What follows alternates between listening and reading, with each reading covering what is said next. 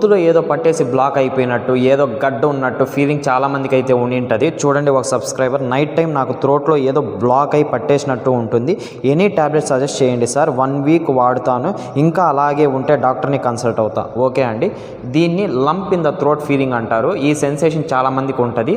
దీనికి చాలా కారణాలు ఉన్నాయి, బట్ మేజర్ కారణాలు ఏంటంటే స్ట్రెస్ లెవెల్స్ ఎక్కువ ఉన్నప్పుడు అక్కడ ఉన్న నర్వ్ ఫైబర్స్ యాక్టివేట్ అయిపోతాయి. ఆటోనమిక్ నర్వస్ సిస్టమ్ యాక్టివేట్ అయితే కండరాలన్నీ బిగసకపోయి పట్టేసినట్టు బ్లాక్ అయిపోయినట్టు అనిపిస్తుంది. అది మేజర్ కారణము. అప్పుడు స్ట్రెస్ తగ్గించుకోవాలి.